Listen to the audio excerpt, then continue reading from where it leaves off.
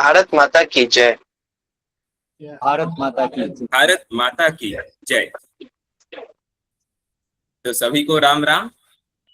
आज के DVM insight series के सत्र में आप सभी का स्वागत है। हर रविवार हमारे बीच ऐसे प्रेरक व्यक्तित्व होते हैं जिन्होंने जीवन में साधारण ट्रेंड से हटकर कुछ असाधारण कार्य किया है। किसी महापुरुष ने कहा है, जब उद्देश्य लोक कल्याण हो तब हर चर्चा साधना बन जाती है।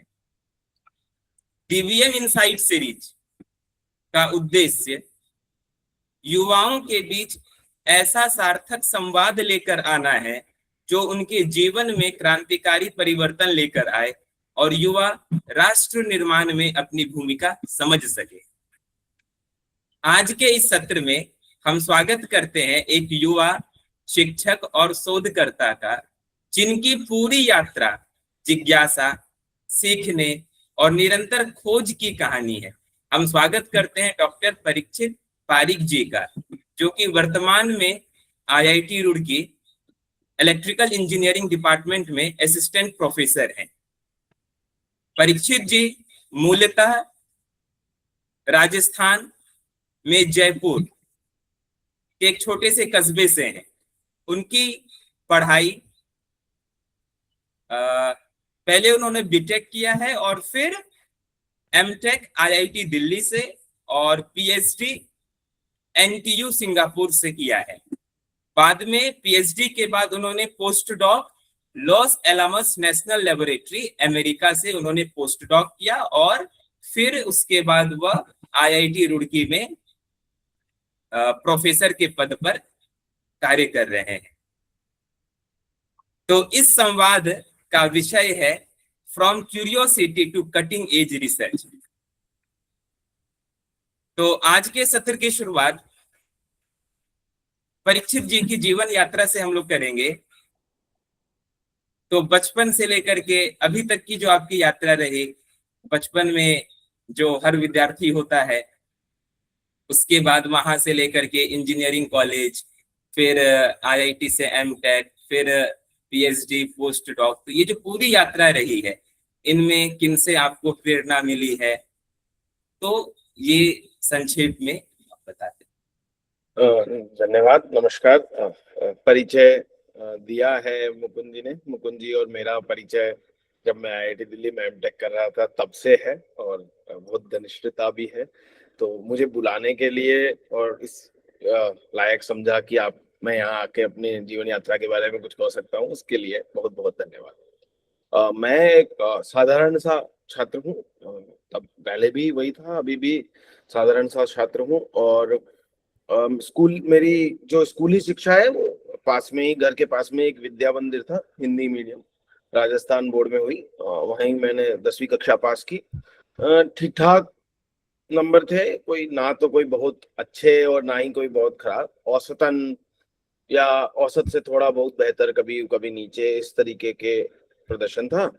11वीं और 12वीं कक्षा के लिए, क्योंकि वो विद्यालय 10वीं तक ही था, शायद बिहार में भी 10वीं हायर सेकेंडरी, सीनियर सेकेंडरी बोलते हैं, तो सेकेंडरी तक ही वो विद्यालय था, 10वीं कक्षा तक। और फिर हायर सेकेंडरी के लिए एक दूसरा हिंदी माध्यम का विद्यालय था, बस लेके, सरकारी बस लेके जाना पड़ता था 15 किलोमीटर दूर, वहां प्रवेश लिया। विद्यालय अच्छा था, वो भी उस समय का शायद शहर में हिंदी माध्यम के गिने चुने अच्छे विद्यालयों में से था। क्योंकि ये बात है 2008, 9, 10 की, तब हिंदी माध्यम के विद्यालय धीरे धीरे कम होने लगे थे, है ना। अभी तो वो अकाल सा हो गया है हिंदी माध्यम के विद्यालयों का, पूरे उत्तर भारत में ही। ये हिंदी माध्यम का है या फिर अपनी मातृभाषा के माध्यम के विद्यालयों का अकाल सा ही है। तो वहाँ किया, एडमिशन लिया और फिर 11वीं और 12वीं पास करी वही औसतन अंकों से। फिर लगा कि अभी इंजीनियरिंग करनी है तो तैयारी करनी चाहिए, तो वहीं एक कोचिंग संस्थान से जयपुर में तैयारी करी और बढ़िया तरीके से फेल हो गए। बिल्कुल मार्क्स वार्क्स कुछ आए नहीं और खूब तैयारी हमने तो हमारी जान में खूब तैयारी की थी, पर कुछ नंबर आए नहीं। रैंक मुझे अभी भी याद है। मैं मजाक में कई सारे मित्रों को, मुकुंद जी जैसे कई मित्र हैं, जो यहाँ भी बहुत सारे मित्र हैं जो कि आईआईटी से बीटेक हैं, मैं उनको बोलता हूँ कि मेरी रैंक तो फोन नंबर जितने डिजिट की थी, है ना। आप लोग पूछेंगे तो मैं एग्जैक्ट रैंक भी बता सकता हूँ, मुझे याद है, बट छोड़ दीजिए, ठीक है। तो फेल हो गए तो उस समय 3 स्तर के एग्जाम होते थे, अभी शायद 2 ही हो गए। जेई मेंस नहीं होता था, AI ट्रिपल ई करके एक एग्जाम होता था, वो भी फेल हो गए, और जेई भी फेल हो गए। और फिर एक सरकारी कॉलेज एक एग्जाम होता था राजस्थान में इंजीनियरिंग करने के लिए, उसमें ठीक ठाक थोड़े बहुत नंबर आए गुड़ पड़ के। और होता क्या है कि ऊपर के जो बच्चे हैं वो निकल जाते हैं, जो उस रैंक में उसी एग्जाम में इसको सभी देते हैं, तो कुछ IIT में चले गए, कुछ NIT में चले गए, बचे कुछ लोगों की एक खेप होती है। उस खेप में हम भी, एक सरकारी कॉलेज है कोटा में, वहाँ इंजीनियरिंग करने चले गए। तो कुछ भी ऐसा विशेष नहीं था। मैं अपनी कक्षा का, क्योंकि जिन लोगों बच्चों को तो ध्यान में नहीं होगा, पर जिन लोगों को ध्यान में है कि रैंक से एडमिशन होता है, तो मैं अपनी कक्षा का, मेरे वर्ग में अंतिम बालक था, मतलब सबसे खराब रैंक थी जिसकी, और इलेक्ट्रिकल इंजीनियरिंग ब्रांच मिली थी, ठीक है। तो ऐसा था, और ठीक है पढ़ना शुरू किया। इंजीनियरिंग में रुचि थी, क्योंकि बड़े भैया इंजीनियर है इलेक्ट्रिकल से ही, और तो थोड़ा बहुत समझ आया। फिर धीरे धीरे फर्स्ट ईयर के बाद लगने लगा कि इंजीनियरिंग जो है, कम से कम इलेक्ट्रिकल इंजीनियरिंग, तो वो 50-60% कॉमन सेंस है। क्यों? क्योंकि कॉमन सेंस कैसे कहूँ, तो वो ऐसे है कि हाँ, बहुत सारी सिमेट्री होती है, सब कुछ। एक चीज अगर ए है तो दूसरी चीज A' होगी, और बहुत सारे सिमेट्री, आप धीरे धीरे पैटर्न होते हैं जो आपको धीरे धीरे समझ में आने लगते हैं। तो ऐसे ही करके फर्स्ट ईयर निकल गया। Second year, I think third semester के बाद, जब मैं 1.5 वर्ष बिता चुका था कॉलेज में, मेरी मुलाकात हुई मेरे अंडरग्रेड एडवाइजर से, और फिर वहां से थोड़ा दिशा बदलना प्रारंभ हुआ। वहां से मैंने भी थोड़ा मेहनत करना प्रारंभ किया।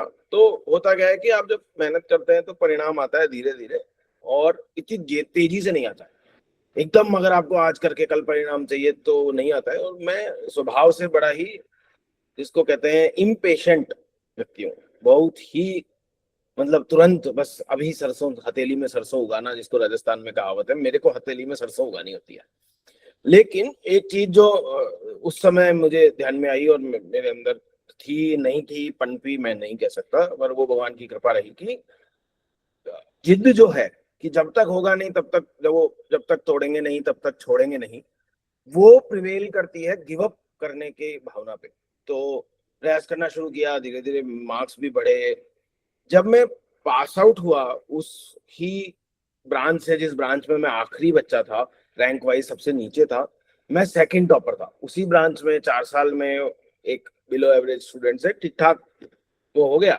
उसके बाद मैं कुछ दिन के लिए IIT कानपुर गया रिसर्च करने, पर मुझे वहाँ माहौल पसंद नहीं आया। मुझे वहाँ माहौल पसंद नहीं आया, मेरे पास नौकरी नहीं थी, कुछ भी नहीं था, घर की स्थिति ठीक ठाक हो गई थी उस समय तक, ऐसा नहीं था कि मुझे तुरंत करना पड़े, वो भगवान का और माता पिता का आशीर्वाद था।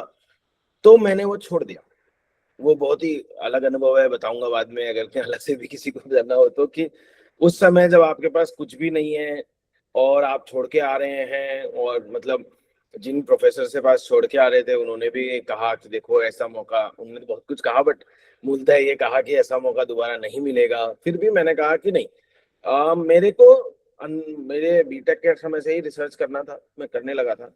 तो मुझे ये था कि मेरे को काम वो करना है जिसमें मुझे मजा आए। अगर मजा नहीं आ रहा तो फिर वो काम काम नहीं है, फिर वो मतलब काम हो गया है, फिर वो मुझे काम की जैसे काम नहीं करना था। आ गया, आके गेट करके एग्जाम होता है GAT, उसकी तैयारी करी, उसमें भी बहुत अच्छी रैंक नहीं आई एक्चुअल में, और हमेशा ही की जैसे उसमें भी ठीक ठाक काम चला, वो रैंक आई। पर वो हरी कृपा से ये हुआ कि जो होता है अच्छे के लिए होता है। और वहाँ जो ब्रांच और जो एडवाइजर मिली, उन्होंने बहुत बहुत सिखाया। आज तक वो, हम लगभग हर तीसरे दिन, पिछले देख लीजिए आप, 2016 से आज तक ऐसा कोई हफ्ता 2 हफ्ता नहीं जाता जब हम बात नहीं करते हैं। मेरे पास आउट हुए मुझे 2018 में, मैं एमटेक खत्म हुआ था। वो मेरी बड़ी बहन की जैसे हैं, प्रोफेसर आशु वर्मा उनका नाम है, उन्होंने बहुत कुछ सिखाया। और वहां पे ही और मार्गदर्शक मिले, एक हमारे डिपार्टमेंट में प्रोफेसर कांडपाल थे, वो मिले, 2-3 लोग और जिनको मुकुंद भैया बहुत अच्छे से जानते हैं, पराग जी मिले, उमेश जी मिले, पूरा ग्रुप मिला, और बहुत कुछ सीखने और समझने को मिला कि चरे बेती तो काम हो जाता है। वहाँ एमटेक के बाद फिर मुझे PhD में स्कॉलरशिप के साथ एडमिशन मिला NTU सिंगापुर, जहाँ मैं कुल 5 साल रहा। उसमें 5 साल में 2.5 साल कोविड के थे। तब एक 8x10 के कमरे में एक तरीके से बंद से थे, बस 2-3 मित्र ही आप मिल सकते थे, वो भी कभी कभार शुरू में कुछ समय तो 6 फुट की दूरी पे मित्रों से मिलना करना, वो एक मानसिक रूप से बहुत ही चुनौतीपूर्ण समय कहूंगा। और क्योंकि आप जब दूसरे देश में होते हो तो आप वैसे ही आइसोलेटेड हैं, आपके पास बहुत कुछ लोग नहीं है, सिर्फ फोन ही है। उसके बाद फिर मैंने पोस्ट डॉक के लिए अप्लाई किया। तो जिन लोगों को ध्यान में है द्वितीय विश्व युद्ध, तो द्वितीय विश्व युद्ध के समय जिस स्थान पर पहला परमाणु अणु बम बनाया गया था, लॉस आलामोस नेशनल लेबोरेटरी, वहां एक अप्लाइड मैथमेटिक्स डिवीजन जैसा है उस जो कि गणित के विषयों पे काम करता है, वहां जाकर के मैंने मेरा पोस्ट डॉक किया। उसके बाद वापस भारत में कई जगह अप्लाई किया और बहुत सारी जगह विफलता मिली, हमेशा की तरह। यहाँ सिलेक्शन नहीं हुआ, वहां सिलेक्शन नहीं हुआ, तो जीवन का स्वभाव है। पोस्ट डॉक में भी बहुत सारी जगह विफलता मिली, एक जगह सफलता मिली, चलता रहता है। और फिर यहाँ आ गए, यहाँ आकर के जो भी बन पड़ रहा है वो कर रहे हैं। ऐसा सिंपल सा जीवन यात्रा है, कुछ खास उसमें ऐसा है नहीं। तो क्योंकि अभी जो बहुत सारे जो स्कूल के बच्चे हैं वो भी सुन रहे हैं, तो रिसर्च का क्या मतलब होता है आसान शब्दों में? हाँ, तो आसान शब्दों में रिसर्च मूलतः दो चीजों को मिलके होती है, जिसमें मेनली मुख्य रूप से जो एक है वो ये है कि आप कुछ ऐसा जानने या खोजने का प्रयास कर रहे हैं जो आपसे पहले कोई जाना नहीं है, जिसने खोजा नहीं है। जैसे मान लीजिए आग जल रही है, अभी आपके सामने सर्दी आएगी, हमने अलाव जलाया, किसी ना किसी व्यक्ति ने ये जानने की कोशिश की होगी किसी ना किसी समय पर कि ये आग कैसे जलाई जाए। क्योंकि सोचो एक बार के लिए, बहुत सालों पहले जंगल में आग लगती थी, नेचुरल लगती थी, इंसान के पास कोई तरीका नहीं था उसे जलाने का। पहले तो जलाने का ही तरीका नहीं था, तो किसी ने फिर जलाने का तरीका निकाला कि 2 चकमक पत्थरों को रगड़ा जाए, वो एक रिसर्च है। फिर किसी ने कहा कि नहीं, ये तो पत्थर तो गीला हो गया, कभी ये गीला हो गया, कभी वो गीला हो गया। फिर धीरे धीरे माचिस, दियासलाई आई, फिर माचिस से जलाने का तरीका आया, फिर और बेहतर तरीके आए। ये सब स्टेप, जब भी आप कुछ नया जानने, खोजने या इवन बनाने का प्रयास करते हैं जो पहले एग्जिस्ट नहीं करता है, पहले नहीं है, वो ही साधारण भाषा में कहा जाए तो रिसर्च है। तो जैसे आप लोग अगर मान लीजिए चाय कौन कौन पीता है? बहुत सारे लोग चाय पीते होंगे, दूध पीते होंगे, है ना। तो अभी मैं आपसे पूछूं कि आप अगर जानने का प्रयास करें कि चाय को मैं रख दूं, गर्म चाय के प्याले को ला करके, तो वो कितनी देर में ठंडा होगा, ये बात किस किस बात पर निर्भर करती है। तो सबने देखा होगा, सर्दी में चाय का प्याला जल्दी ठंडा होता है और गर्मी में कम धीरे ठंडा होता है। क्यों? क्योंकि बाहर का तापमान कम है। बाहर का तापमान अगर कम है, चाय गर्म है, तो तेजी से चाय अपनी ऊष्मा लूज करती है या छोड़ती है। अब ये जिसने पहली बार निकाला वो रिसर्च है। किसी की जिज्ञासा थी कि अरे आज चाय जल्दी ठंडी क्यों हो गई, कल तो गर्म थी, या 3 महीने पहले तो गर्म रहती थी, आज जल्दी ठंडी क्यों हो गई। यही रिसर्च है। तो अभी आपने एक शब्द का प्रयोग किया, जिज्ञासा।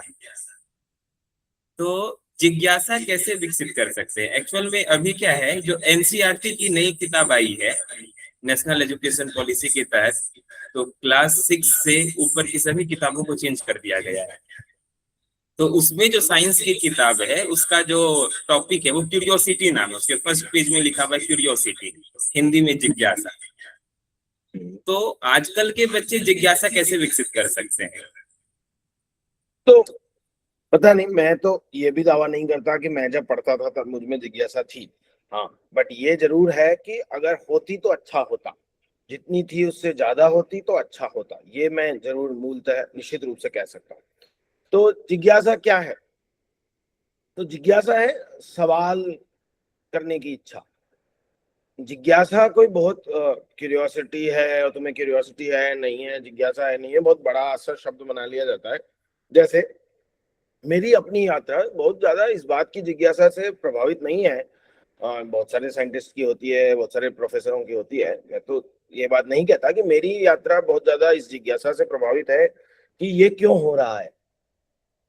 तो मेरी जिज्ञासा इस बात से ज्यादा वो है कि क्या मैं जो भी हो रहा है उसे बेहतर कर सकता हूँ क्या, जो भी मशीन चल रही है उसे बेहतर मशीन बनाया जा सकता है क्या। मेरी जिज्ञासा इस बात से, मेरा अपना जो है जिसे कहते हैं मोटिवेशन या इच्छा शक्ति, मेरी इच्छा रिसर्च करने की इस बात से नहीं आती है कि मैं ये जानना चाहूँ कि ये क्या हो रहा है, वो इस बात से ज्यादा आती है कि जो हो रहा है वो बेहतर किया जा सकता है क्या। हाँ, उस प्रोसेस में कि बेहतर कैसे किया जाए ये अवश्य हो जाता है कि मुझे जानना पड़ेगा कि ये कैसे हो रहा है। तो जिज्ञासा जो है वो प्रश्न आधारित है। आप जो भी अपने आसपास देखते हैं, जैसे मैं एक कैमरे में देख रहा हूँ, रत्नेश जी के पीछे बहुत सारे बच्चे बैठे हैं, है ना।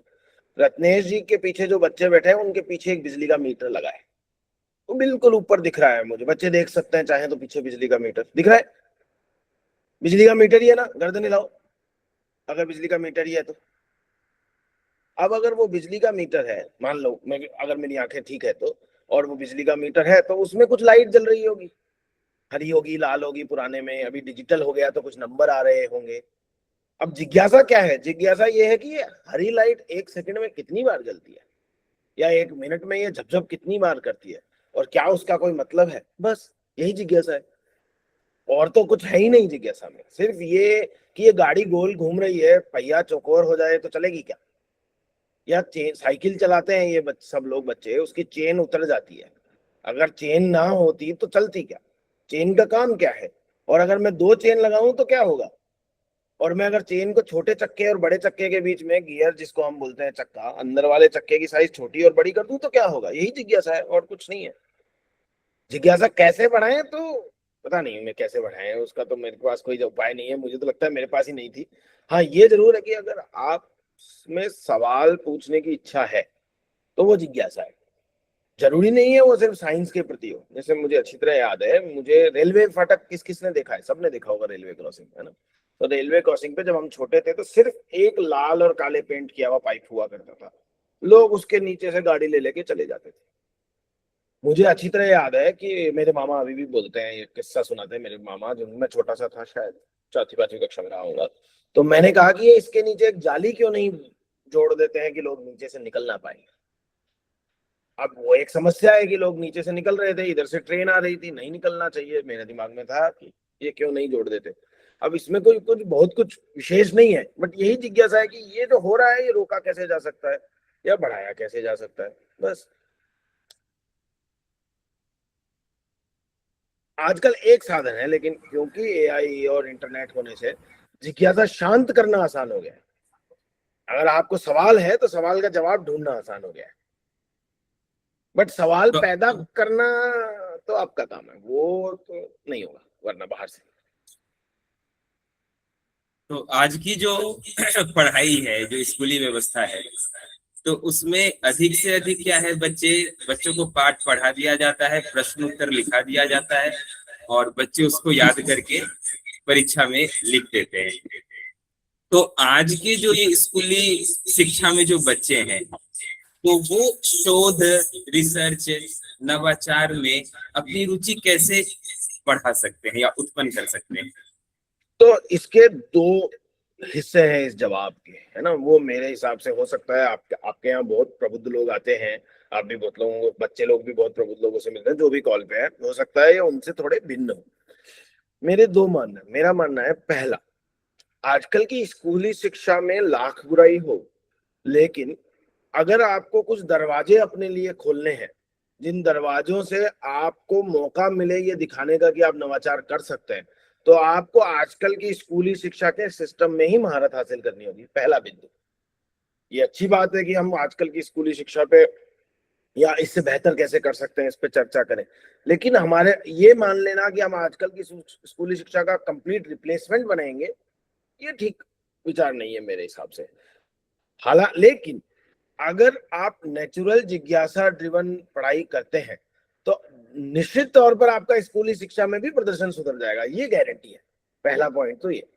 दूसरा पॉइंट ये कि जो, जैसे 6ठी की विज्ञान की किताब उठाई, 6ठी की विज्ञान की किताब में कोई ना कोई विषय होगा।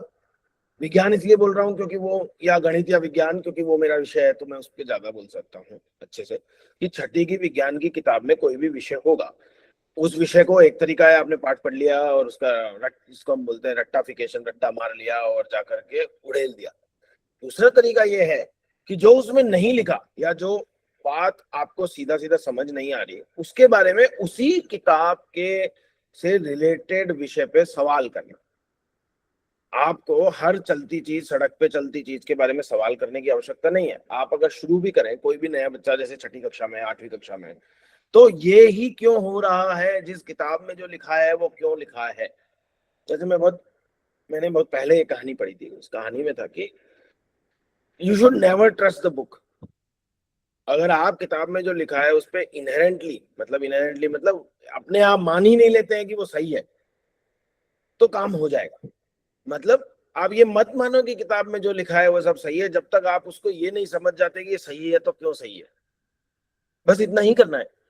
ये कहाँ से आया, इसका मूल क्या है, तो मूल क्या होगा, कोई 5वीं कक्षा का कोई कंसेप्ट होगा, या कोई 4थी कक्षा का होगा, या 10वीं में है तो 9वीं कक्षा का होगा।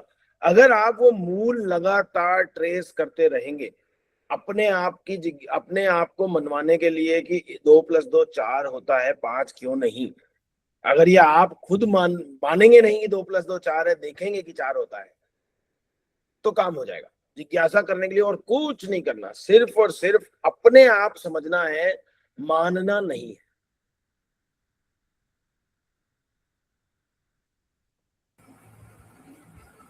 जी।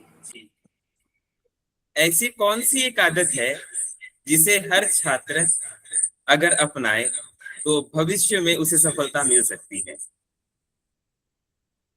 आप जो भी करना चाहते हैं, मेरे को ऐसा लगता है, आदत नहीं है, थोड़ा सा अगर अगर मैं समझा नहीं पाऊं तो मुकुंद भाई बताना, मैं और साधारण प्रयास करूंगा वो उसको सादा शब्दों में करने का।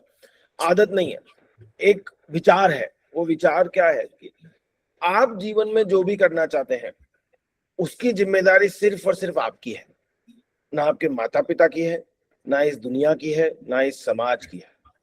आपको वो करके देने के लिए, ना ही तो आप ये नहीं कह सकते कि समाज मुझे नहीं करने दे रहा, माता पिता आसपास, ये डिस्ट्रैक्शन है, ये प्रलोभन है, ये है, नहीं। एक विद्यार्थी के लिए ये विचार बहुत महत्वपूर्ण है मेरे हिसाब से, कि आपकी जिम्मेदारी है, आप ही के कंधों पे आपका भार है। ये जो विचार है ना कि आपके सपनों का, आपकी क्षमता, सब सारा भार आपके कंधे, इधर उधर मत देखिए। ये मत देखिए अरे मेरा विद्यालय खराब था इसलिए हो गया। मैं एक उदाहरण देता हूँ अपने जीवन से। मैं पूर्णतया हिंदी माध्यम में पढ़ा हुआ विद्यार्थी हूँ। शायद ही बहुत कम लोग होंगे इस कॉल में जिन्होंने पहली बार अंग्रेजी 6ठी कक्षा में पढ़ी ऑफिशियली, है ना। तो मैं, लेकिन अब ये बात कह देना कि मैं तो हिंदी माध्यम से हूँ, पूरा रिसर्च सब अंग्रेजी में होता है, 7-8 साल बहुत साल बाहर रह के आए, ये नहीं कह रहे कि अंग्रेजी के प्रकांड विज्ञान है, विद्वान है, पर काम तो चला लेते हैं। पढ़े, न्यूज़पेपर पढ़े, कांच के सामने खड़े हो के प्रैक्टिस किया, लहजे में भी, जैसे आप मेरी हिंदी सुन करके लहजा नहीं पकड़ पा रहे होंगे, वो लहजा हटाया। इसलिए नहीं हटाया कि हटाना चाहिए, इसलिए हटाया कि मुझे लगता था कि न्यूट्रल लैंग्वेज बोलना अच्छी बात है, तो उसके लिए प्रयास किया। ये कह देना कि अरे मैं तो ये हो गया था, या मैं तो हिंदी मीडियम में पढ़ा था इसलिए नहीं कर पाया, एक विद्यार्थी को हिंदी में तो मेरी हिंदी खराब हो गई है एक्सक्यूज नहीं देना चाहिए बेसिकली। ये एक आदत डाले अगर विद्यार्थी कि मैं किसी भी चीज का बहाना नहीं बनाऊंगा, बस। बाकी सब मेरे को लगता है कि बहुत कुछ हो जाता है। बहाना नहीं बनाऊंगा, अपने आप से झूठ नहीं बोलूंगा। जी। तो आज का जो दौर है, तो टेक्नोलॉजी बहुत ज्यादा विकसित हो रही है, आगे बढ़ रहा है, एआई जैसी तकनीक आ रही है। तो जो ग्रामीण क्षेत्र के विद्यार्थी हैं, तो उनको किस प्रकार की तकनीक की जानकारी होना बहुत आवश्यक है? तो दो चीज है, जैसे कुछ चीजें ऐसी होती है जो कि आप, जैसे मैं एग्जांपल देता हूँ, मान लीजिए कि किसी के पास भी ट्रैक्टर नहीं है पूरे दुनिया में, सब लोग खुद ही खेत जोत रहे हैं, ठीक है, तब आप अपने बल से और अपने परिश्रम से उसकी बराबरी कर सकते हैं। लेकिन अगर ट्रैक्टर है तो आप कितने भी परिश्रमी हैं, आप खींच करके उसकी बराबरी नहीं कर पाएंगे। तो आज की तारीख में बहुत सारी तकनीक, खासकर कि जब आप 11वीं 12वीं और उसके ऊपर आते हैं, तो ये तकनीक ही वो है जो आपके और एक सफल व्यक्ति के बीच में डिफरेंशिएट हो कर सकती है। किंतु ये कहते हुए भी मैं बहुत ध्यान से बोलना चाह रहा हूँ, क्योंकि मैं पढ़ता भी हूँ, पढ़ाता भी हूँ, अपने मस्तिष्क पर भी एआई के प्रभाव देख रहा हूँ। मैं एआई का रिसर्चर हूँ, और मैं जो स्टूडेंट आईआईटी में पढ़ रहे हैं अभी फर्स्ट ईयर से, या और छोटे जो घर में है, रिश्तेदारों में है, मेरा भतीजा है जो 8वीं 9वीं 10वीं कक्षा में है, उनकी मानसिकता पर एआई का प्रभाव देख रहा हूँ। ये बात निश्चित रखिए कि अगर आपने अपनी छोटी कक्षाओं में, मतलब 11वीं 12वीं तक भी एआई का अत्यधिक प्रयोग किया, तो आपको कुछ भी सोचना समझना नहीं आएगा, आपका मानसिक विकास रुक जाएगा। ओल्ड स्कूल किताब, कॉपी, पेन, सॉल्व करना, याद करना उतना ही इंपॉर्टेंट है जितना आज से 10 साल पहले था। परंतु अगर आपको किसी सवाल का जवाब नहीं आता है और आपके पास वो आचार्य नहीं है जो वो बता पा रहा हो, तो एआई से कैसे वो सवाल का जवाब निकाला जा सकता है, इस तकनीक की जानकारी हर बालक को 12वीं कक्षा तक के को आज की तारीख में होनी चाहिए, कि वो अपने मोबाइल से जो उसको सवाल नहीं आ रहा उसको कैसे ढूंढ सकता है। जैसे पहले गूगल करते थे, वैसे इस तकनीक की जानकारी अवश्य होनी चाहिए अगर आप स्कूली बालक हैं। अगर आप इंजीनियरिंग कर रहे हैं या बीएससी कर रहे हैं या ग्रेजुएट मतलब स्नातक की पढ़ाई कर रहे हैं किसी भी विषय में, तो ये जानना आवश्यक है कि कैसे आपका जो लेबोरियस वर्क है, इंटेलेक्चुअल नहीं, लेबोरियस वर्क, अब ये डिस्टिंक्शन ना थोड़ा मुश्किल होता जाता है धीरे धीरे, बट फिर भी जो स्नातक कर रहे हैं वो समझ पाएंगे कि जो आपका, जिसे कहें कि बिल्कुल देसी कि बस जोड़ना ही था, टेबल ही बनाना था, वो एआई से कैसे करवाया जा सकता है, जबकि आपको और समय मिले अच्छा क्वालिटी का सोचने का, वर्क करने का। तो दो तकनीक है, स्कूली छात्रों के लिए कैसे अपने सवाल का जवाब ढूंढा जा सकता है, और बाकी जो स्नातक कर रहे हैं उनके लिए कि कैसे एक्स्ट्रा वर्क उससे करा के इंटेलेक्चुअल वर्क खुद किया जा सकता है। जीपीटी हुआ, जेमिनाई हुआ, यही सब तो। जी परीक्षित जी, तो अगर आगे बढ़े हम, तो आपको जीवन में कई सारी अपॉर्चुनिटीज मिली होगी। आपने सिंगापुर से पीएचडी किया, फिर अमेरिका के जो टॉप लेबोरेटरी है वहां से आपने पोस्ट डॉक किया। तो दो प्रश्न है यहाँ पे कि आपने टीचिंग का ही मार्ग क्यों चुना, और दूसरा भारत वापस लौटने का फैसला आपने क्यों किया।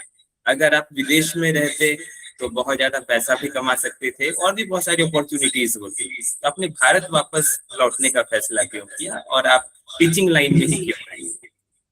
पहले दूसरे सवाल का जवाब देता हूँ। तो बहुत सारे लोगों के बहुत सारे मोटिवेशन होते हैं या इच्छा होती है कि मैं वापस क्यों आया। कोई बोलता है देश सेवा के लिए आया, कोई बोलता है मेरे माता पिता थे, कोई बोलता है मुझे बाहर अच्छा नहीं लग रहा था। मेरे पास इस बात का बहुत एक्सप्लिसिट आंसर नहीं है कि मैं क्यों आया, लेकिन मैं इसको ऐसे कह सकता हूँ कि मेरे दिमाग में ये विषय कभी आया ही नहीं कि मुझे नहीं आना है। ये स्वाभाविक ही था कि मुझे यहीं रहना है।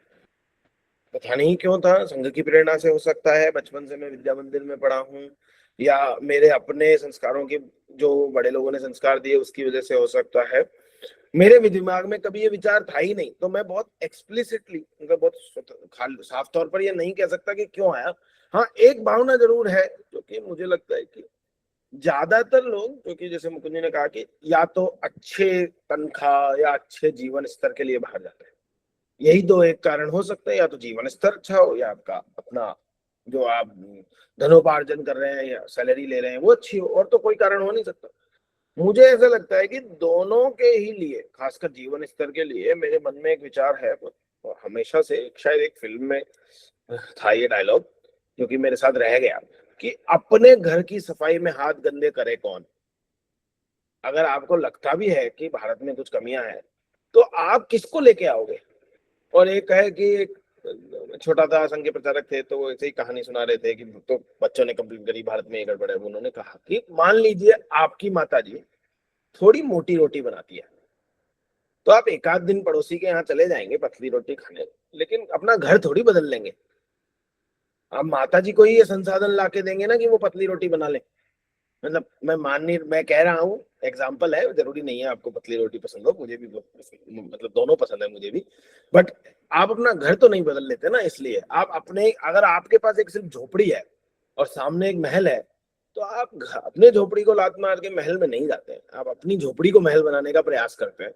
प्रयास में सफल होते हैं विफल होते हैं, एक अलग विषय है। तो ये हुआ वापस आने का। दूसरा कि अगर भारत में आना ही है तो देखिए, दो तरीके के व्यवसाय होते हैं, व्यवसाय बोल रहा हूँ कि धनोपार्जन के लिए जो काम किया जाए बोलता है। एक होता है कि आप, कोई आपको कहता है और आप वो करते हैं और आपको धन मिलता है, मतलब नौकरी करते हैं। दूसरा होता है कि आपको चाहिए, लेकिन आपको चाहिए कि जो आप करना चाहें वो कर पाए, आजादी चाहिए, विचार की आजादी, कर्म की आजादी, क्या पढ़ाना है क्या नहीं पढ़ाना है, कब पढ़ाना है, यहाँ तक कि कब ऑफिस जाना है, कोई बॉस नहीं हो। तो मेरा मूल पहले उद्देश्य, जब ओरिजिनल थॉट था, ये था कि मेरे को आईआईटी में प्रोफेसर क्यों बनना है, क्योंकि यहाँ कोई बॉस नहीं होता। ये ही सच है। जब मैं उस उम्र में था, जब मैं ये तय कर रहा था आज से 10 साल पहले कि ये नौकरी अच्छी है, मैंने पहली बार बीटेक के सेकंड ईयर में सोचा था कि मैं प्रोफेसर बन जाता हूँ। तो इस यात्रा को, मैंने जैसा कि बताया बहुत अच्छा स्टूडेंट नहीं था, तो इस यात्रा को विचार आने से कल्मिनेशन तक 1 दशक लगा। 1 दशक और 2 साल, 12 साल लगे मुझे, जब मेरे दिमाग में पहली बार विचार आया तब से आईआईटी में प्रोफेसर बनने। तो दर्जन भर साल मैंने सिर्फ ये विचार दिमाग में पाला और काम किया, ऐसा रहा। तो उस समय ओरिजिनल विचार, बिना झूठ के बताऊं तो यही था कि इसमें कोई बॉस नहीं होता। पर धीरे धीरे समझ में आने लगा कि रिसर्च और टीचिंग भी जितनी बाहर की जीवन यात्रा है, उतना ही अपने अंदर उतरने का मौका भी है। आप शांति से बैठ सकते हैं, पढ़ सकते हैं। टीचिंग एक और चीज देती है आईआईटी में कि मैं बहुत सीनियर फैकल्टीज को देखता हूँ यहाँ, वो एकदम जवान है। क्यों? क्योंकि वो 18, 19, 20 साल के लोगों से डील करते हैं। अगर आपको 18, 19, 20 साल के लोगों से बातचीत करनी है तो आपको उनके स्तर तक रहना होगा, वो ऊर्जा बना के रखनी पड़ेगी। तो जीवन में अगर आप 65 के हैं और आप में ऊर्जा 18 वाली है, तो और क्या चाहिए। तो इसलिए कॉम्बिनेशन से मैंने चुना। मेरा प्राइमरी उद्देश्य टीचिंग करने का नहीं था, आज भी नहीं है। मेरा प्राइमरी उद्देश्य रिसर्च करने का है। टीचिंग करने में धीरे धीरे मजा आने लगा है। ये बोलना मतलब झूठ होगा कि मैं कहूँ कि मुझे तो बहुत पसंद है टीचिंग। मुकुंद भैया को पता भी है, इसलिए मैं बिल्कुल नहीं रिस्क ले सकता यहाँ। तो मुझे बहुत टीचिंग, हाँ मुझे रिसर्च करने में, लोगों के साथ काम करने में आनंद आता है। टीचिंग करना मेरा पैशन नहीं था। पर अब धीरे धीरे मैं वो उस यात्रा पे हूँ जहाँ पे मुझे पढ़ा के अच्छा लग रहा है। तो आपने बताया कि आपकी जो प्रारंभिक शिक्षा हुई थी वो हिंदी माध्यम में हुई थी। तो आपको ऐसा कभी लगा, क्योंकि अभी क्या होता है कि जैसे यहाँ पे भी बहुत सारे बच्चे जो पढ़ते हैं बिहार में होते हैं, तो जो बहुत सारे गार्जियन लोगों से बातचीत होती है, लोगों से भी बातचीत होती है, तो उनको ऐसा लगता है कि नहीं, हिंदी माध्यम में पढ़ के तो कुछ आगे बढ़ ही नहीं सकते हैं। अगर आगे बढ़ना है, 10th के बाद कुछ करना है, तो इंग्लिश माध्यम में पढ़ के ही कर सकते हैं। और भी ऐसे भी बहुत सारे विद्यार्थी हैं, अधिकतर मतलब कि 95% से भी ज्यादा होंगे, जो कि इस प्रकार की यात्रा को स्वप्न में भी नहीं सोच सकते हैं कि हिंदी माध्यम में पढ़ करके हम देश के सर्वश्रेष्ठ विश्वविद्यालयों में या कॉलेजों में जा सकते हैं, और यहाँ तक कि विदेश में जाके भी पढ़ाई कर सकते हैं। मतलब ऐसा एक भी व्यक्ति नहीं मिलता है। तो वैसे लोगों को आप क्या संदेश देना चाहें? तो इसमें दो विषय हैं जो कि हम बहुत ही कॉन्फ्लिक्टिंग तरीके से भारत में देखते हैं।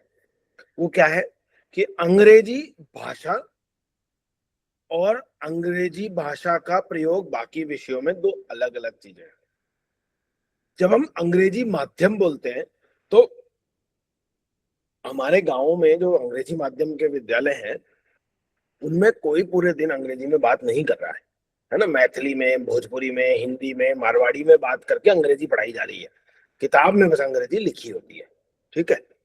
तो चुनौती ये है कि क्या आपका हिंदी माध्यम, माध्यम को हटा दीजिए, का शिक्षा का स्तर इस तरीके का है क्या कि आप 500,000 सवाल सॉल्व कर सकते हैं, वो डिफिकल्ट जो अंग्रेजी वाला कर सकता है। भाषा चुनौती है ही नहीं। 3 महीने लगते हैं, मैं तरीका बताता हूँ। 3 महीने लगते हैं भाषा की चुनौती को कवर करने का। पहला, क्रिकेट मैच देखते हैं, कौन कौन देखता है? बहुत लोग क्रिकेट मैच देखते होंगे। जब भी देखते हैं क्रिकेट मैच, हिंदी की कमेंट्री सुनना बंद कर दीजिए, अंग्रेजी की कमेंट्री सुन लीजिए। 2 साल अंग्रेजी की कमेंट्री सुनिए, कुछ मत करिए और काम हो जाएगा। अंग्रेजी का अखबार लगाइए, पढ़ लीजिए सिर्फ स्पोर्ट्स पेज, और कुछ मत पढ़ो। कोई एडिटोरियल पढ़ने की जरूरत नहीं है, कोई न्यूज पढ़ने की जरूरत नहीं है। 6 महीना सिर्फ स्पोर्ट्स पेज पढ़ लो, और उसमें भी छोड़ो, उसमें भी खाली क्रिकेट पढ़ लो। क्योंकि आपने रात को मैच देखा और सुबह वही खबर अंग्रेजी में पढ़ी, आपका दिमाग वो मैप करता है कि किन शब्दों से वही बात जो मैंने रात को देखी थी अंग्रेजी में कही जा सकती है। तीसरा तरीका, ये शर्म छोड़ दो कि मेरी अंग्रेजी सही है कि गलत है। दिन में अगर जो भी 9वीं कक्षा 8वीं कक्षा और उसके ऊपर है, हिंदी माध्यम में है या अंग्रेजी माध्यम में भी है, और अंग्रेजी पढ़ने को, अंग्रेजी बोलने को लेकर संकुचित है, दिन में 1 घंटा 4 दोस्त अंग्रेजी बोलेंगे। मैं अपना बताता हूँ मैंने कैसे सीखी। मैं 8वीं कक्षा में था, हिंदी माध्यम में थे। एक आचार्य आए और उन्होंने बोला कि जिंदगी भर तुम्हें इस बात की कोफ्त रहेगी कि तुम हिंदी माध्यम से हो, अगर तुमने अंग्रेजी बोलना नहीं सीखा तो। और अंग्रेजी बोलना सीख गए तो ये सारे पाप धुल जाएंगे एक तरीके से। उन्होंने यही शब्द काम में लिया था, राइट। तो उन्होंने एक ट्रिक बताई थी, अब तो वो बहुत आसान है। वो क्या थी कि कुछ नहीं करना, एक कैसेट होती थी उस समय ना, फोन तो थे नहीं, वो ऐसे कैसेट होती थी टेप रिकॉर्डर वाली, उस पे अपने आप को अंग्रेजी बोल, एक न्यूज़पेपर का कुछ पढ़ लिया, उसके बाद उसको बिना लिखे अपनी भाषा में रट के नहीं, उसी बात को दूसरे तरीके से बोलने का प्रयास किया और उसको रिकॉर्ड किया। उसको रिकॉर्ड करने के बाद चलाया और सुना कि मैं सही बोला कि गलत बोला। बस अभी आपको क्या करना है, अभी आपको जेमिनी ऑन करना है, तो अंग्रेजी बोलनी है, जेमिनी से पूछना है मैं कहाँ सही बोला और कहाँ गलत बोला। 3 महीने में अंग्रेजी आ जाएगी। और करना क्या है, क्रिकेट देखते हो तो क्रिकेट, कबड्डी देखते हो प्रो कबड्डी तो कबड्डी, खेल ही क्यों, क्योंकि आप खेल समझते हैं। जब वो बोलते हैं कि ball went outside the boundary, right, तो आपको पता है छक्का मारा है, क्योंकि आउटसाइड मतलब ऊपर से मारा है, राइट। बॉल, जब वो बोलते हैं ball cross the boundary, generally chance होगा कि चौका मारा है, क्योंकि क्रॉस करी। आपको क्योंकि खेल पता है तो आप सीख जाएंगे। मेरी भाषा में, अंग्रेजी में आज तक बहुत सारे ऐसे शब्द हैं जो मैंने क्रिकेट कमेंट्री से सीखे हैं, जो कि और कहीं किताब में होते ही नहीं है। रवि शास्त्री बोलते थे लाइक अ ट्रेसर बुलेट, तो मेरे को वो शब्द देता है अगर मेरे को तेज बोल रहा हूँ, और सबकॉन्शियसली मैं वो शब्द काम में लेता हूँ। तो ये अंग्रेजी, आप भाषा सीखना चाहते हैं, संभव है। आप लहजा सीखना चाहते हैं, संभव है। आप चाहते क्या है? अगर आप सोचते हैं कि कोई भी पेरेंट्स या विद्यार्थी सोचता है कि सिर्फ अंग्रेजी माध्यम में पढ़ लेने से ही बहुत कुछ हो जाएगा, तो नहीं, ऐसा नहीं है। तो अंग्रेजी सीखना तो बहुत आसान है, अंग्रेजी सीखने से आसान तो आज की तारीख में कोई काम ही नहीं है।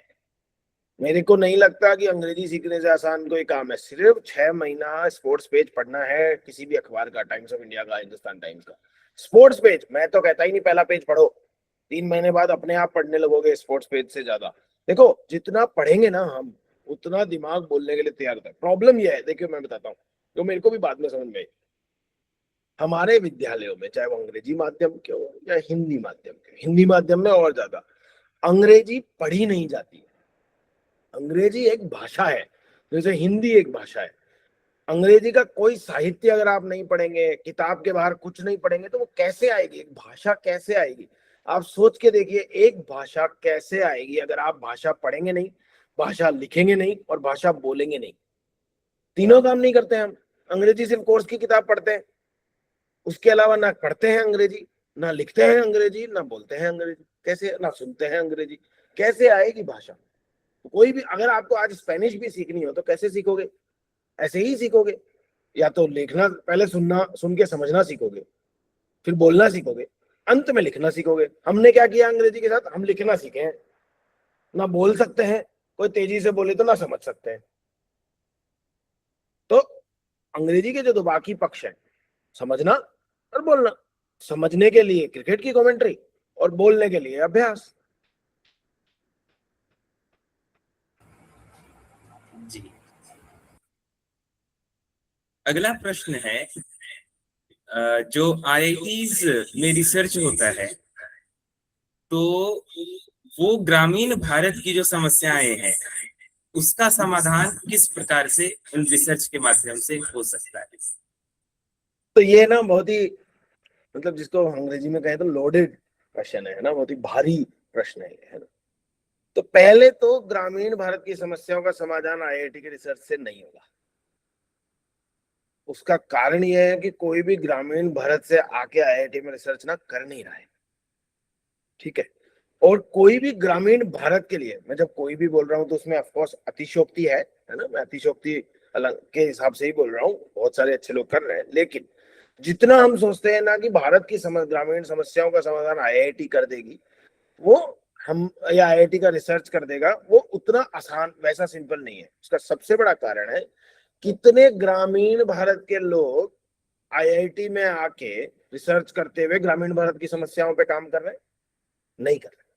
उसका कारण है, उसका कारण क्या है, वो समस्याएं उस भाषा और उस स्तर तक नहीं आई हैं जहां रिसर्च की आवश्यकता है। रिसर्च की आवश्यकता के लिए पहले समस्या के सारे बेसिक काम हो जाए, बेसिक अटेम्प्ट्स हो जाए, उसके बाद रिसर्च की आवश्यकता आती है। पहला विषय तो ये। दूसरा विषय ये है कि तो मेरे को याद है 2017 में हम आईआईएम अहमदाबाद गए थे, मुकुंद भैया भी थे, है ना।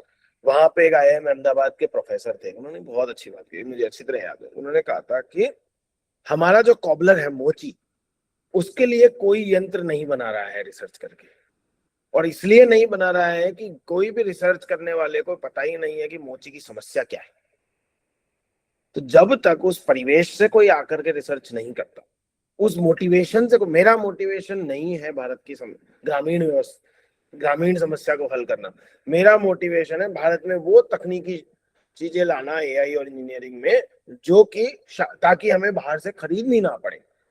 लेकिन उसका इनडायरेक्ट इफेक्ट हो जाता है अगर किसी समस्या को हल करने में ग्रामीण में, तो बहुत अच्छी बात है, मुझसे बड़ा खुश कोई नहीं होगा, मुझसे ज्यादा खुश। लेकिन मेरा वो डायरेक्ट मोटिवेशन नहीं है।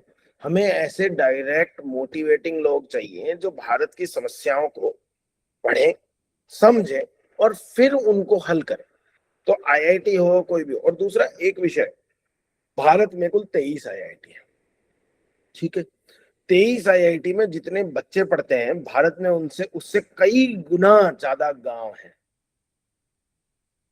तो ये मान लेना कि सारी कुछ आईआईटी कर देंगी क्योंकि भारत में ये गोल्ड स्टैंडर्ड है रिसर्च का, तो वो निश्चित रूप से मैं एक प्रोफेसर के नाते पर्सनली अपनी जिम्मेदारी से हाथ नहीं धो रहा, लेकिन ये मान लेना कि सारी समस्याएं आईआईटी हल कर देगी, सरकार हल कर देगी, नहीं। हमारा समाज सशक्त था, हमारे समाज को अगर हम पढ़ते हैं पहले, तो समाज की ओनरशिप थी, मैं भी समाज का हिस्सा हूं।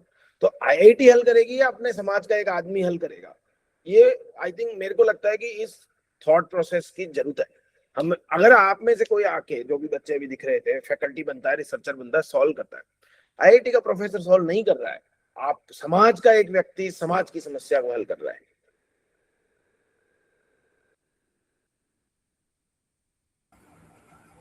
अंतिम प्रश्न है परीक्षित जी, उसके बाद ऑडियंस में से यदि कोई कुछ पूछना चाहे तो पूछ सकते हैं।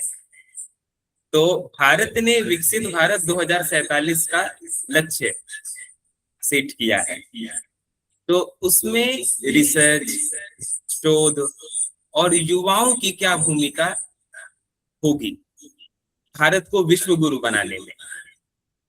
तो 2047 अभी से लगभग 21 वर्ष दूर है, ठीक है। तो जो अभी युवा है, मैं और मुकुंद भैया, वो तो युवा रहेंगे नहीं तब, ठीक है।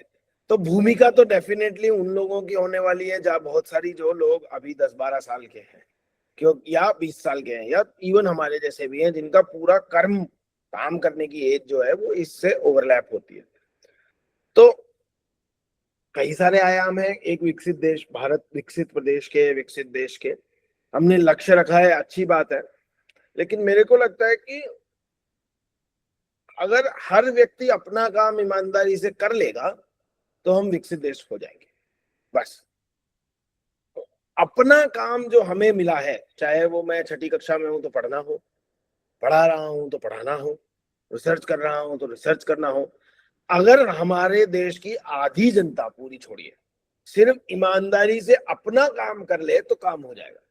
और मुझे को नहीं लगता कि और कुछ महान चांद तारे, देखिए ना, ऐसा है अगर आप छठी कक्षा में ईमानदारी से नहीं पढ़ रहे हैं तो मेरे पास कोई कारण नहीं है ये मानने का कि आप जब किसी उच्च पद पे पहुंचेंगे तो अपना काम ईमानदारी से करेंगे। क्या अगर आपका मोटिवेशन ईमानदारी से काम करना है, चाहे आप वो आईएएस हो, शिक्षक हो, कुछ भी हो, तो बस काम हो जाएगा। कुछ विशेष करने की आवश्यकता नहीं है। वो एक है कि पता नहीं कहाँ पढ़ा था मैंने कि अपना काम ईमानदारी से कर लेना ही देश सेवा है। ये बहुत अपना काम, सिंपल भाषा में कहूँ, जो आपकी प्राइमरी रिस्पॉन्सिबिलिटी है, पढ़ना है, पढ़ाना है, रिसर्च करना है, नौकरी करना है, दुकान चलाना है, अगर आप अपना काम ईमानदारी से कर रहे हैं, अगर आप धारेते इति धर्मा, धर्म को धारण कर रखे हैं, तो भारत विश्व को विश्व गुरु बनने से कोई नहीं रोक सकता। समस्या क्या है कि हम अपना छोड़ करके बाकी सबके काम के बारे में टिप्पणी करने में विश्वास खूब सारा रखते हैं। सचिन तेंदुलकर, विराट कोहली को कैसे खेलना चाहिए उस पर चर्चा करने को तैयार है, लेकिन हमें अपना काम हमसे नहीं हो रहा है। वही समस्या है। हर चीज में हम समस्या निकाल सकते हैं। सरकार ये नहीं कर रही, वो ये नहीं कर रहा, फलाना ये नहीं कर रहा, भ्रष्टाचार है, ये है, वो है। और जब हमारा नियम आता है तो हम वही करते हैं जो हम दूसरों को बोलते हैं। बस तो युवाओं की भूमिका क्या है? अपना काम ईमानदारी से करने का मिशन चलाना, अपने आप भी करना, प्रेरित भी करना। रिसर्च में भी वही है, अपना काम ईमानदारी से करके रिसर्च करना। ऐसा देखिए, बहुत सारे लोगों को लगता होगा, मैं एक फैकल्टी और रिसर्चर के नाते बोल रहा हूँ प्योरली, बहुत सारे लोगों को लगता होगा कि ये बहुत ही मुश्किल विषय है कि क्या रिसर्च की जाए, मतलब क्या है जिससे भारत की समस्याएं सॉल्व होगी, या हम विश्व गुरु बनेंगे, या ये मान लीजिए आप जो विकसित भारत बनेंगे, कुछ भी जो आपका विषय है वो ले लीजिए, है ना। इसमें कोई बहुत महान कार्य नहीं है ये जानने में कि क्या करने से बनेंगे। समस्या ये है कि बिल्ली के गले में घंटी बांधेगा कौन, वो कार्य करेगा कौन। सबको पता है कि हमें विकसित होने के लिए क्या 4-5 काम करने हैं। हमारे शहर साफ होने चाहिए, भ्रष्टाचार कम होना चाहिए, प्रोडक्टिविटी हाई होनी चाहिए, लोगों का सेल्फ मोटिवेशन और विचार अच्छे होने चाहिए। बस व्यक्ति बेसिकली स्वयंसेवक बनना चाहिए, बस इतना ही है। तो इतनी सी बात करने में हमें ऐसा क्या हो जा रहा है कि हम ये नहीं कर पा रहे? कुछ बहुत महान कार्य है ही नहीं, बहुत सिंपल है, साधारण है। आप सीधा सीधा चलिए और अपना काम ईमानदारी से करिए, हो गया। और कुछ करना ही नहीं है। कोई भी हो, युवा हो, वृद्ध हो, व्यवसायी हो, नौकरी का पेशा हो, अपना काम ईमानदारी से करना है। सबको पता भी है अपना काम क्या है, हम चाहे माने या ना माने।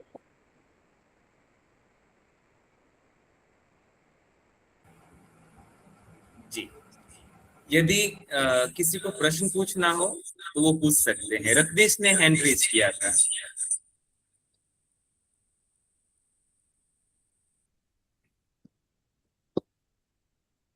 रत्नेश जी कहीं चले गए। अच्छा, तब तक बाकी लोगों में से किसी को पूछना हो?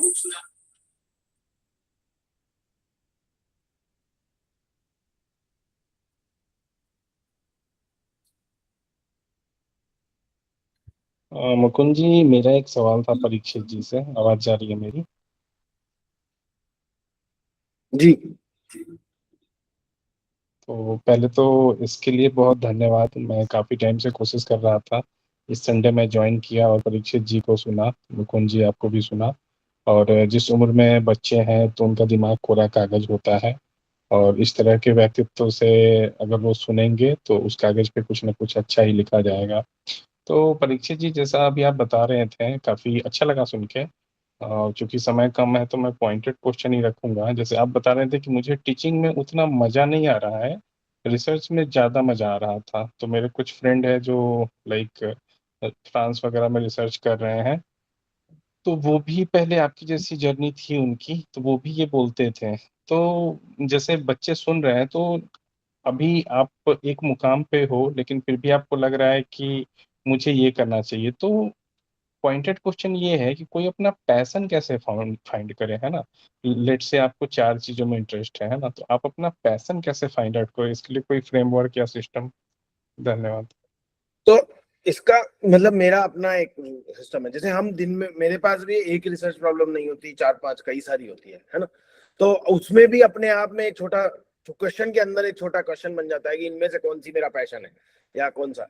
तो सिंपल है कि ऐसी कोई भी चीज जो करते हुए आपको और कुछ करने का मन नहीं करे, इंक्लूडिंग खाना, वही आपका पैशन है।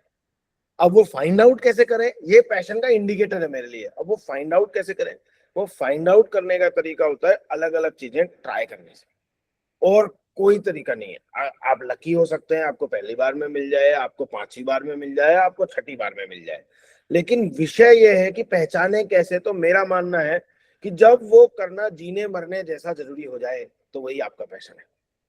बस अगर आपको सांस लेने जितना अच्छा लगता है, जैसे अगर मैं 2 दिन काम नहीं करूं तो मुझे एंजाइटी होने लगती है। मैं ये नहीं कह रहा कि मैं बहुत काम करता हूं या बहुत महान काम कर रहा हूं, नहीं, पर मैं जो भी छोटा मोटा कर रहा हूं, अगर मैं वो नहीं करता हूं 2 दिन, तो मुझे बड़ी बेचैनी होने लगती है।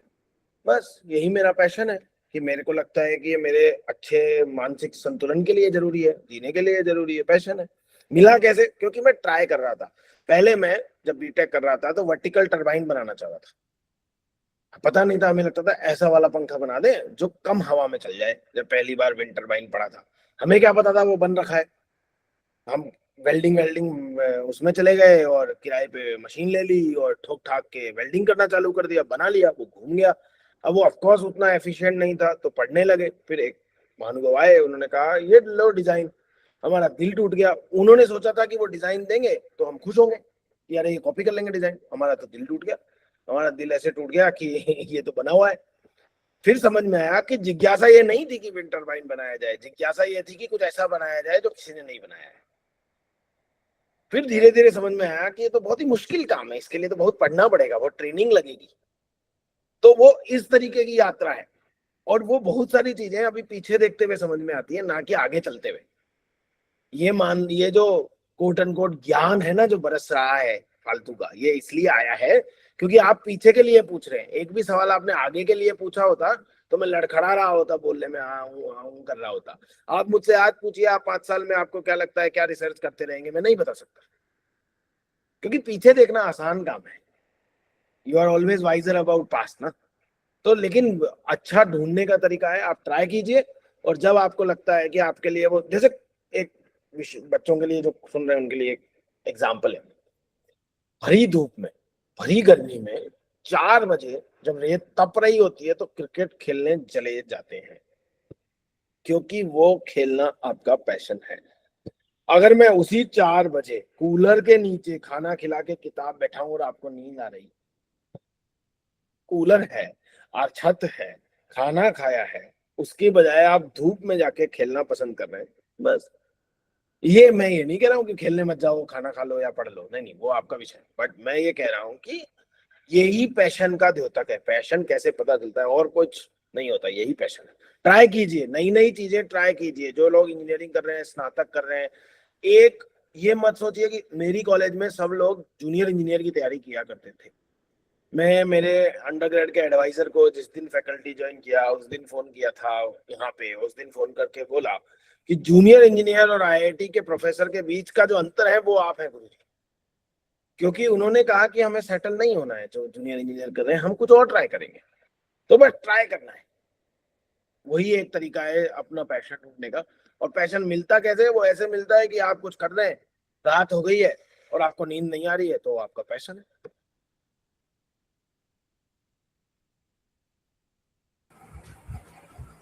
जी, अन्य कोई प्रश्न? रत्नेश पूछना चाहते हैं। हाँ, तो नमस्कार।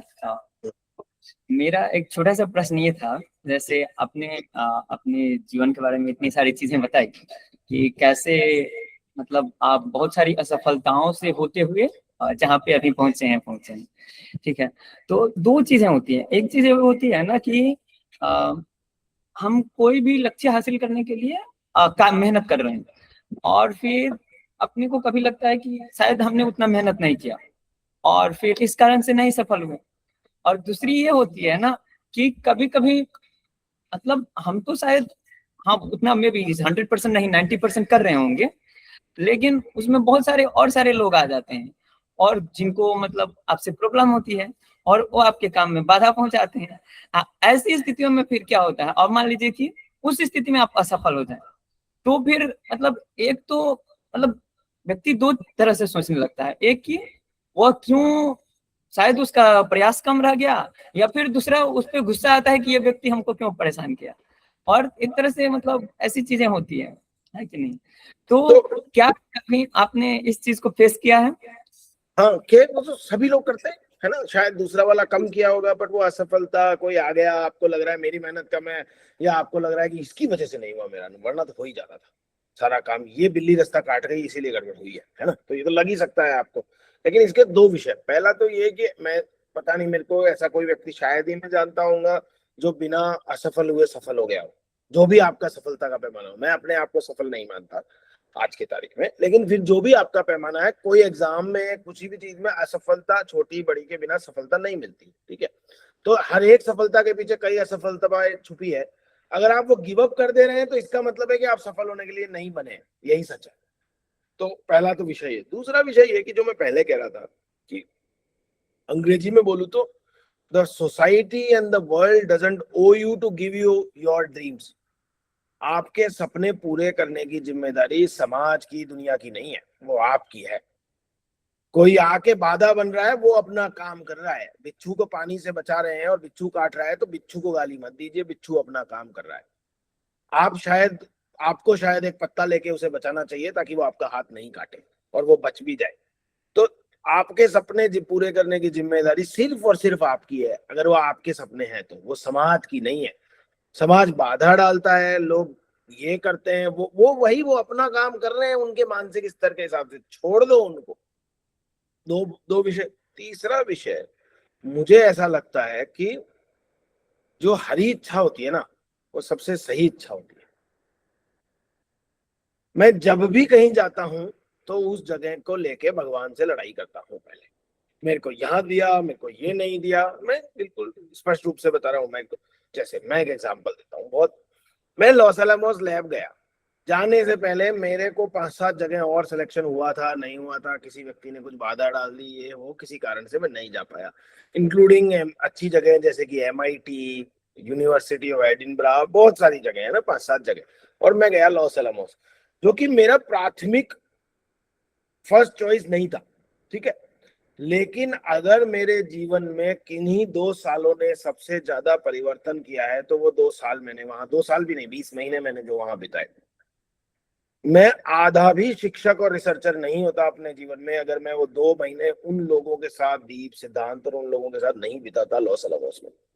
जबकि मैं भगवान से पूरा एकदम मस्त लड़ाई वड़ाई करते हुए गया था कि कहाँ फंसा दिए हो, क्यों भेज रहे हो, ये नहीं दिया तुमने, वो नहीं दिया, है ना। भक्त को पूरी छूट है भगवान से लड़ने की, तो मैं पूरा उसका फायदा उठाता हूँ, ठीक है। यही है। अब मैं उसके लिए, लेकिन हाँ, जब मिला तो उनको जब समझ में आया कि ये ठीक हुआ है, तो उनकी चरण वंदना भी वैसे ही करी कि हाँ बहुत बढ़िया किया आपने कि यहाँ भेजा है। तो 3 पॉइंट हो गए। पहला, आपको मेहनत करनी है। अगर आप विफलता से डर रहे हैं तो इस जीवन में आपका कोई काम नहीं है, और इसके अलावा कोई और शब्द नहीं है मेरे पास। विफलता से नहीं डर सकते आप। मनुष्य को विफलता से अगर डर लगता है तो वो कभी सफल नहीं होगा। विफलता को तो आपको अपनी जूती के नीचे रखना ही पड़ेगा, उसके ऊपर चढ़ के ही सफलता मिलेगी। दूसरा, इस दुनिया, समाज, आपके आस पड़ोस वालों की जिम्मेदारी नहीं है कि वो आपके सपने पूरे करें। आप सपने के लिए स्ट्रीट लैंप में है, AC में है, ऐसा, या कहीं भी बैठे हैं। AC वाला कहता है मैं तो इसलिए नहीं पढ़ पाया क्योंकि ठंडी हवा थी, नींद आ गई। स्ट्रीट लैंप वाला कहता है मैं तो इसलिए नहीं पढ़ पाया क्योंकि गर्मी थी, नींद आ गई, है ना। तो ये तो दोनों तरफ का खेल है। तीसरा, वो ये कि हरी इच्छा प्रबल है। अगर आपके प्रयास में दम है तो ऐसा हो ही नहीं सकता कि प्रभु भगवान आपको सफलता ना दे। पर वो सफलता आपके चश्मे से नहीं होगी, है ना। याद रखें ये बात, चश्मा उनका है, आपका नहीं है।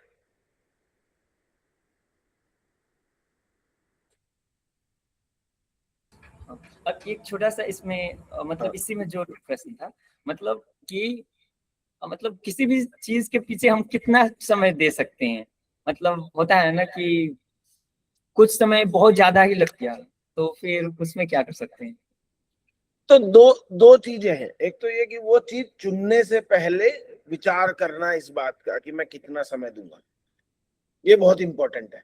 आप आधे में जाके असफल सफलता के चौराहे पे खड़े होकर अगर ये सुनने लगेंगे कि अभी और ट्राई करूं या नहीं करूं, तो वो ठीक नहीं है, पहला। दूसरा ये कि सोचते समय जिंदगी ऐसे लीनियर सीधी रेखा लगती है ना, है वो ऐसे जलेबी कंगन, ठीक है। तो अभी जैसे मान लीजिए बहुत बार यह विषय आता है कि बहुत सारे लोग कंपटीशन एग्जाम की तैयारी करते हैं, जैसे आईएएस की तैयारी है, आईआईटी दिल्ली के बगल में जगह है, वहां लोग 4-4 6-6 साल से तैयारी कर रहे हैं, है ना। क्या वो उचित है? मेरे से पूछेंगे तो नहीं है।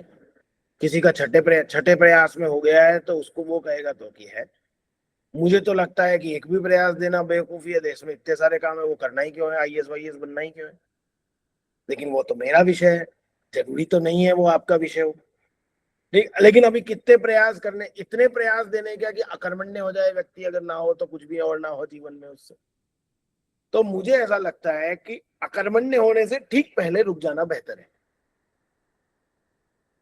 अब वो सीमा क्या है, वो सीमा आप पे तय करती है, आपके एग्जाम पे तय करती है, आपकी पारिवारिक पृष्ठभूमि पे तय करती है, आपके पास ऑप्शन बी सी डी क्या है ए के अलावा, उस पे तय करता है। जैसे मैं बताता हूँ, मेरे पास कोई ऑप्शन बी नहीं था पिछले 12-15 साल, मैं और कुछ कर ही नहीं सकता था। मुकुंद भैया जानते हैं मुझे लगभग 8 साल से, मेरे और कुछ बस का था ही नहीं। ये नहीं कि मैं असफल हो जाता उसमें, मैं एमबीए करता तो असफल हो जाता या कुछ और करता तो असफल हो जाता, नहीं, मुझसे होता ही नहीं। ये मैं हार मान चुका था कि मेरे पास एक ही तरीका है, option A, option B C है ही नहीं। लेकिन जरूरी नहीं है ये सही तरीका हो। तो हो सकता है आपको लगता हो कि मैं पहले ए एग्जाम दूंगा, फिर नहीं तो होगा तो बी दूंगा, नहीं होगा तो सी दूंगा। लेकिन बी और सी ऑप्शन होने का मतलब ये नहीं है ना कि ए पे जोर नहीं लगाया जाए। तो कितने दिन तक प्रयास करना, अकर्मण्य होने से ठीक पहले रुक जाना, कुछ और निकाल सके वहां तक की सीमा रखना, ये ठीक तरीका होता है कॉन्शियसली। लेकिन ये कहना आसान है और करना मुश्किल है ना। तो मैं मानता हूं कि ये मुश्किल हो सकता है, लेकिन अगर मुझसे पूछेंगे तो मैं यही कहूंगा कि बिल्कुल सब कुछ खत्म हो जाए, कोई और ऑप्शन नहीं बचे, उससे थोड़ा पहले रुक जा।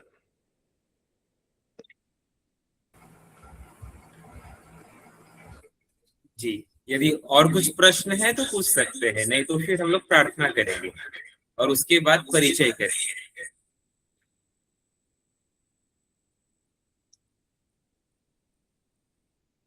ठीक है, तो प्रार्थना ध्वंस करवाइए सर।